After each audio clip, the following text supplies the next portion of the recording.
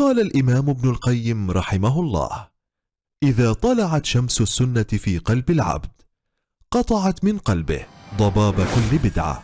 بيفتو سنة إبسيتو دكنا. عليه الصلاة والسلام ولت ነገሮች ሰዎች ዘንድ በጣም የተዘነጉ ነገሮች ናቸው አሉ የአላህ መልእክተኛ። አንደኛው ምንድነው? ሲሐሉ ነብዩ አለይሂ ሰላቱ ወሰለም ጤንነት የሚባለው ሰዎች ዘንድ የተዘነጋ ነገር ነው አሉ ነብዩ አለይሂ ሰላቱ ወሰለም። አላህ Subhanahu Wa Ta'ala የሰጣቸውን ጤና፣ አፍያ፣ ቁዋን፣ ሸባብነትን፣ ወጣትነትን መናገር መቻል፣ መስማት መቻል፣ ለሊት ተነስቶ ቆሞ መስገድ መቻል፣ ቁርአን መቅራት መቻል፣ ሐዲስ መቅራት መቻል፣ ማስቀራት መቻል፣ መስጊድ መሄድ መቻል፣ መቀመጥ መቻል፣ መነሳት መቻል፣ መናገር መቻል፣ መስማት መቻል የሰው ልጆች ዘንድ የተዘነጉ ነገሮች ናቸው አሉ ነብዩ አለይሂ ሰላቱ ወሰለም። አሲሐቱ ወልፈራጋ እንዲሁም ደግሞ ቢዚ ያለመሆን መሽጉል ያለመሆንም ሰዎች ዘንድ የተዘነጉ ነገሮች ናቸው አሉ የአላህ መልእክተኛ። በተለይ ወጣቶች ማለት ነው። እኛ ወጣቶች በጣም ብዙ ማዕበላቶች ያሉበት ሰዓት ላይ ነው ያለነው። ፍትናዎች የበዙበት ሰዓት፣ ኸይርን ለመስራት በር የሚዘጉብን ፍትናዎች በጣም ብዙ ናቸው። ነብዩ አለይሂ ሰላቱ ወሰለም ከተዘነጉ ከሁለቱ አንደኛው ደግሞ ፈራጋል ቢዚ ያለመሆን ወቅትን ጊዜን ማግኘት ሰዎች ዘንድ በጣም የተዘነጉ ነገሮች ናቸው አሉ የአላህ መልእክተኛ። ነብዩ አለይሂ ሰላቱ ወሰለም የቂያማ ቀን የአርሽ ጥላ ስር ይሆናሉ ብሎ ካወሷቸው ሰዎች አንደኛው ወሻቡን ነሻ ፊ ኢባደቲላህ ወጣት ሆኖ ጊዜውን በኢባዳ ያሳለፈ አላህን በማምለክ ወቅቱን ያሳለፈ አሉ ነብዩ አለይሂ ሰላቱ ወሰለም። እንዲሁም ደግሞ ወጣታል ቆንጆ ውብ የሆነች ሴት ናፋሂሻ እንስራ ሙንከር እንስራ እፈልግሃለሁ ብላ የሸርን በር ስትከፍትለት فقال اني اخاف الله እኔ አላህን ፈራለሁ ጠነቀቀዋለሁ ብሎ ያለ ወጣት አሉ ነብዩ አለይሂ ሰላቱ ወሰለም። ለዚህ ነው ወጣትነት የሚባለው ነገር የሙሲባዎች ማአት የሚደራረቡበትና የሚመጡበት ሰዓት ነው። ለዚህ ነው የአላህ መልእክተኛ እድሜያቸው አልፎ ሽምግልናን አላህ ለግሷቸው የሚልከሰከሱ ትላልቅ አባቶችን የአላህ እርግማን ይወርድባቸዋል። የሚገፋፋቸው ነገር የለም። የሚፈልጉትን ነገር አግኝተዋል። እድሜ መክሯቸዋል። ብዙ ነገር አልፈዋል አጠገባቸው። ያንን አልፎ ሲያበቃ አላህን ወደ ማመጽ የሚገባ ሰው የአላህ እርግማን ይወርድበታል። ስለዚህ ይህ ሸባብነት ወጣትነት የሚባለው ነገር እንደምታውቁት በጊዜያችን ሞባይል ኪሳችን ላይ ያለ ሞባይላችን ላይ የሚመጡ ሙንከራቶች አሉ። ራቁታቸው ተገላልጾ ሞባይል ላይ ከችላሉ። ቤት ስትገባ ቴሌቪዥኑ ተቀምጦልሃል። ወደ ከተማ ስትሄድ በዚህ በኩል ዘፋኙ አለ። ራቁቷን የምትሄድ ሽቶ ተቀባብታ ሊፕስቲክ ተቀብታ ጫማ እያስጮች እየጮሽ የምትሄደው ሴት አለች። ወጣትነቱ አለ። ያንን አልፎ አላህ ዲን ላይ መጽናት የአላህ ጥራስን ለመሆን ምክንያት ከሚሆን ነገር ነው አሉ ነብዩ አለይሂ ሰላቱ ወሰለም። ለዚህም ነው የአላህ መልእክተኛ ያ ማሸረ ሸባባ እናንተ ወጣቶች ሆይ ያሉ ነብዩ አለይሂ ሰላቱ ወሰለም ማን استطاع منكم الباءة ከናንተ ውስጥ የጋብቻን ጣጣ የሚችል ካለ አሉ ነብዩ አለይሂ ሰላቱ ወሰለም فليتزوج ያግባሉ ነብዩ አለይሂ ሰላቱ ወሰለም። ይህ ወጣትነት የሚባለው ሰዓት በጣም ብዙ ፍትናና ማዕበላቶች ያሉበት ሰዓት ነው። በአሁኑ ሰዓት ደግሞ ወጣቶች ላይ መሳሪያ የጠገኑት ካፊሮች ብቻ አይደለም፣ ማዕሲያው ብቻ አይደለም፣ ጅህልናው ማይብነቱ አይደለም። እቤት አባት እናቶቻችን ራሱ ወጣቱ ላይ መሳሪያ ጠግነዋል። ዲን የምትለው የት ልደርስ ነው? እኛም እኮ ድሮ እንደዚህ ብለን ነበር ይላል። ቁርአን የምትለው የት ልደርስ ነው? ነገ ትተዋለህ ይላል። መስጂድ የምትለው የት ልደርስ ነው? እኛም አወል ሰፍ ነበር እንሰግደው አሁን ትተነው ነው ይላል። ዳዕዋ የምትለው ነገ ትተዋታለህ። ይተዋታል። ልጅ ነው፣ ዕልም የለውም፣ ይቾክላል፣ ወጣት ነው፣ እስኪገባው ነው፣ ስላልገባው ነው፣ ሲገባው ይረጋጋል ብሎ አባትና ከቤት ጦርነት ይከፍቱባል። ማለት የነበረባቸው እኮ በርታ ልጅ አላህ ይርዳ፣ ከጎንህ ነኝ፣ ለዱንያ እንዳትጨነቅ፣ አብሽር፣ ከጎንህ አለሁ፣ ዲኑን ርዳ፣ ዳዕዋ አድርግ፣ ቀራ አስቀራ፣ አብሽር፣ በዱንያ ጉዳይ ነው ያላስተናውዝልሃለሁ፣ አላህ ይረዳሃል ብሎ ነበር ዱዓ ማድረግ የነበረባቸው። እነዛ አማኞችማ ዙርያችንም ሳሊህ አድርግልን፣ ልጆቻችንም ሳሊህ አድርግልን ብሎ ነው ዱዓ ማድረጉት። አላህ ቁርአን ላይ ገለጻቸው። ቁርአን ሐዲስ የማያውቁ አባት እናቶች ግን ልጆቻቸውን ይተቻሉ።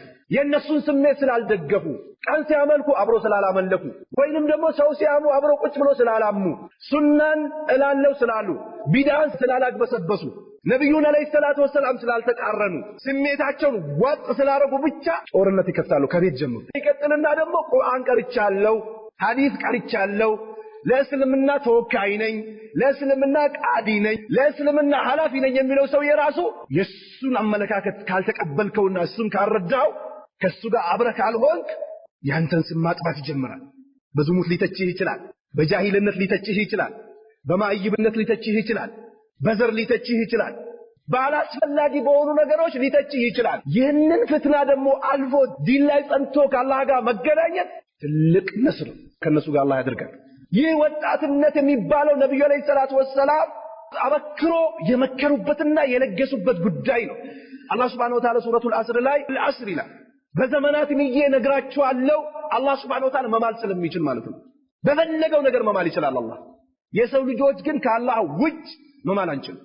ነብዩ አለይሂ ሰላቱ ወሰለም መማል የፈለገ ሰው በአላህ ይማል ወይንም ደግሞ ዝም ይበላሉ። ነብዩ አለይሂ ሰላቱ ወሰለም በዘመናት ወይንም ደግሞ በአስር ሰላት ምዬ ነግራችኋለሁ ኢነል ኢንሳና ለፊ ኹስራ የሰው ልጆች ውድመት ውስጥ ነው ያሉት አለ። ህንጻ ቢሰራም ትምህርት ዶክተሬት ቢወሰድም ኢንጂነሪንግ ብትወስድም ከዲግሪ ቢጨመርም ከገንዘብ ቢጨመርም ህንጻ ቢሰራም ቤት ቢሰራም ቢዋብም ምንም ቢባል ክሳራ ውስጥ ናቸው አለ አላህ። ማን ሲቀር ኢላ الذين አመኑ እነዛ ያመኑ ሰዎች ሲቀሩ አመኑ ቢላሂ ወረሱሊሂ ወቢማ አንዘለው አላ ረሱሊሂ በአላህ ያመኑ በነብዩ አለይሂ ሰላቱ ወሰለም ያመኑ አላህ ባወረደው ቁርአን ያመኑ ነብዩ የተናገሩትን እውነት ብሎ የተቀበሉ ነብዩ ያዘዙትን የሰሩ የከለከሉትን የተከለከሉ ስሜታቸውን ዋጥ ያደረጉ ማመን ባለባቸው አጠቃላይ በሆኑ እምነቶች ያመኑ ሰዎች ሲቀሩ አላህ ወአሚሉ ሷሊሃት በጎን ስራ የሰሩ ሰዎች ሲቀሩ ሌላውማ ውድመት ውስጥ ነው አላህ። አባቴም ሙስሊም ነበረ፣ አያቴም ሙስሊም ነበረ፣ ዘርማንዘሬ ሙስሊም ነበረ ፋይዳ የለው። ለዘርማንዘርማ አባታችን ምን ነበረ? አደም ምን ነበር? ሙስሊም ነበር። መፎከር ቢቻልማ ሁሉም መፎከር ይችላል፣ ችግር የለው። የሁሉም ሰው አባቱ ማን ነው? አደም ነው። አደም ምን ነበር?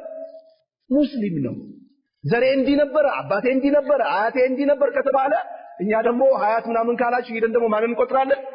አደምን የተፈጠርንበት ያ አይደለም ማለት አምኖ ሲያበቁ ወአሚሉ ሷሊሃት በጎን ስራ የሰሩ ሰላታቸውን በስነ ስርዓት የሰገዱ ቁርአን የቀሩ ሐዲስን የቀሩ ያስቀሩ ዳዕዋ ያደረጉ ከሽርክ የከለከሉ በተውሂድ ያዘዙ ሐራም የከለከሉ በሐላል ያዘዙ ዝሙትን ያስጠነቀቁ ዝሙትን የተጠነቀቁ ኸይር ስራ የተባለን ነገር የሰሩ ሰዎች ሲቀሩ አላህ ወተዋሰው ቢልሐቅ በሐቅም የተመካከሩ ሰዎች ሲቀሩ አላህ ዳዕዋ ያደረጉ ሰዎች ዳዕዋ የሚያደርጉ ለሰው ልጆች ኸይርን የሚያስተምሩ ከሸር የሚያስጠነቅቁ ሰዎች ሲቀሩ አላህ ሌሎች እንዳለ ውድመት ውስጥ ናቸው።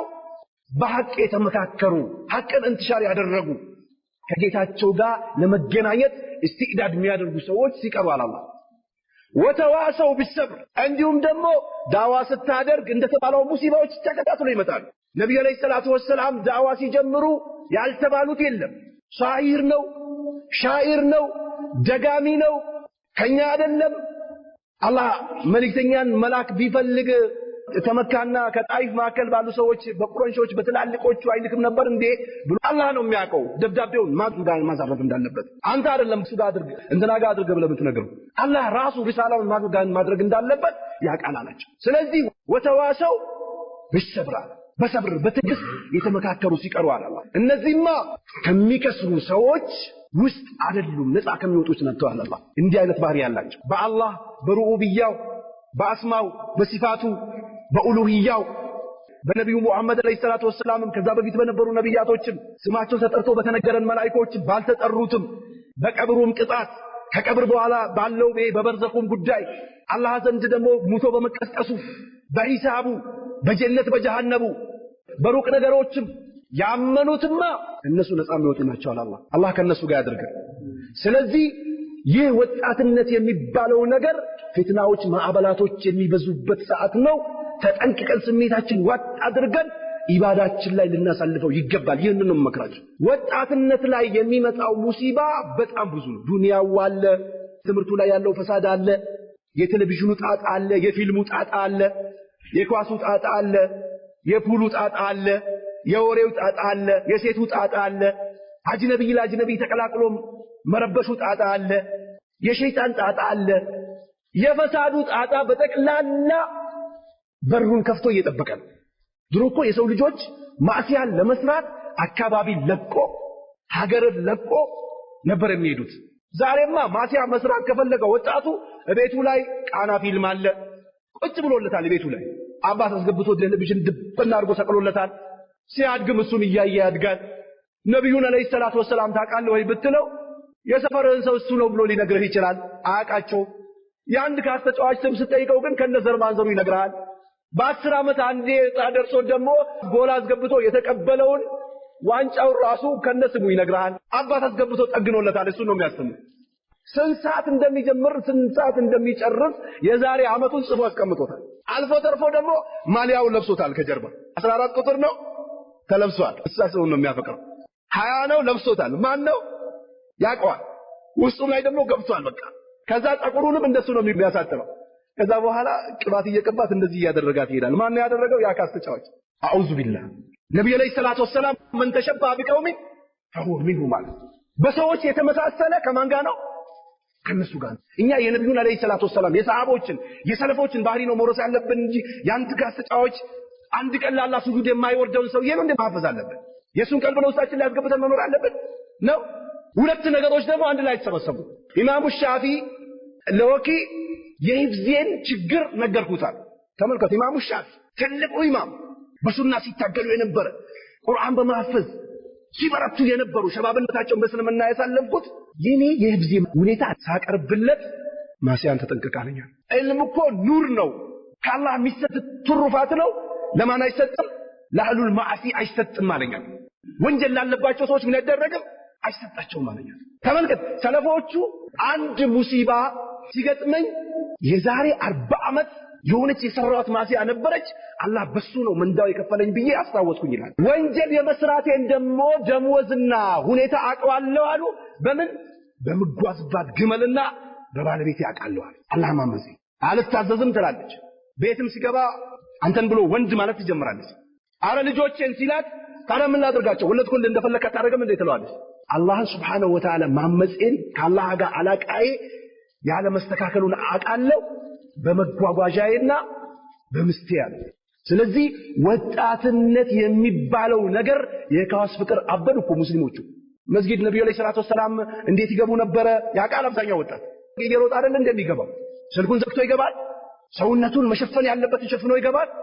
ጸጉሩን አስተካክሎ ቆርጦ ይገባል። የነብዩን አለባበስ አለይሂ ሰላቱ ወሰላም ይለብሳል። አጅነብይ ጋር አይቀላቀልም፣ አይጨብጥም።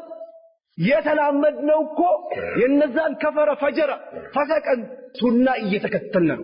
በእነሱ ተርቢያ እያደግን ነው። ጫና እያደረገብን ነው። ሀታ አልፎ ተርፎ ወጣትነትን ካልተጫጫስነበትና ላይፍ የሚባለውን ነገር ካላሳለፍንበት ገርል ፍሬንድ ቦይ ፍሬንድ ካልተባባል ወደፊት ይቆጭሃል ይላል። እነዛ በአላህና በነብዩ አለይሂ ሰላቱ ወሰላም የካዱ ሰዎች ትቆጫለህ ወደፊት ብሎ ያወራሉ። የነዛን ሱና መከተልና መቀበል የለብንም። ነብዩ አለይሂ ሰላቱ ወሰላም ከልጅነታቸው ጀምሮ ማዕሲያ የሚባል ነገር ላይ አላህ ጠብቋቸው አድጓሉ። ነብዩ አለይሂ ሰላቱ ወሰላም ከልጅነታቸው ጀምሮ። ስለዚህ ወጣትነታችን ሊሸውደን ሊያታልለን አይገባም። ቁርአኑን እናፍዘው። ነብዩ አለይሂ ሰላቱ ወሰላም እቅረኡል ቁርአን አሉ። ቁርአንን ቅሩት አሉ ነብዩ አለይሂ ሰላቱ ወሰላም። ወአመሉ ቢሂ ስሩበትም ቀርታችኋል። ወላ ተአኩሉ ቢሂ በሱም እንዳትበሉበት አሉ።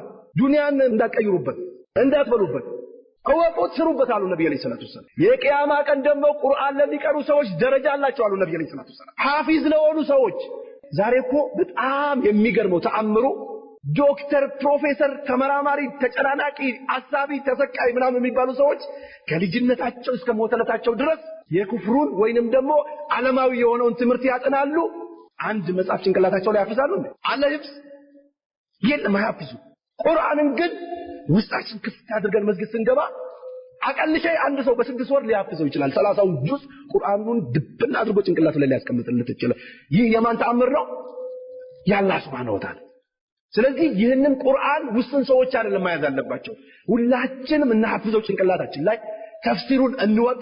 የሰሃቦችን ፈለግ እንወቅ እንስራበት የቂያማ ቀን ደረጃ አለ ቁርአን ለሚቀሩ ሰዎች ወደ ላይ በቀሩት አይን በሐፈዙት አይን ደረጃ ይሰጣቸዋል ነብዩን አለይሂ ሰላቱ ወሰለም ደግሞ የሚከተሉ ሰዎች ዕውቀት ሊኖራቸው ይገባል ቁርአን ሊያውቁ ይገባል ቁርአን ሳያውቅ እንዴት አላህ Subhanahu Wa Ta'ala ያውቃል ነብዩ አለይሂ ሰላቱ ወሰለም ይዞት የመጡትን ደብዳቤ እንዴት ይረዳል ሐዲስ ያልቀራ ሰው እንዴት ነብዩን አለይሂ ሰላቱ ወሰለም ያውቃል ሁሌ አሉ ተባረከ አልከማ ዛሬ ዳዋ ሳደርግለት ሌላው ደግሞ ይመጣና አብሬት አክባሪ ማለት አለብን እኛ የምናስቀምጠውን ተርቲብ መቀበል አለብን ዳዋ ስታደርግ ጠንከር ማለት የለብህም ስለ ሽርክ መናገር የለብህም ስለ ተውሂድ ማለት የለብህም ከጊዜው ጋር አይመጥንም ያለውን ችግር ታውቃለህ አይደል በዚህ በኩል እንትና እየመታ ነው በዚህ ያባረረ ነው በዚህ መስጊድ ተከልክለናል ሲባል እውነታቸውን ነው ብለህ ትቀበላለህ ቁርአን ሐዲስ ግን ካወቅ አላህ እንዲህ ብሎ የለም አላህን አትፈራ ነብዩ አለይሂ ሰላቱ ሰላም እንዲህ ብሎ የለም አላህን አትፈራው ሰሃቦች ሲሰዱ የነበሩት እንደዚህ አይደል እንዴ አላህን አትፈራውም ብለህ ዲፋት አድርጋለህ ዕውቀት የሌለው ሰው ግን በዚህ በኩል ንፋሱ ነገ ቀይሮ በዚህ ሲነፍስ ይነፍሳል ወደዚህ በዚህም ሲነፍስ ወደዚህ ይነፍሳል ወደፊትም ሲሆን ይሆናል ወደ ኋላም ይሆናል ተቀመጥ ይቀመጣል ተነስ ይነሳል ተናገር ይናገራል አትናገር አይናገርም ጃሂል የሆነ ሰው ቁርአን ሐዲስን ቢያው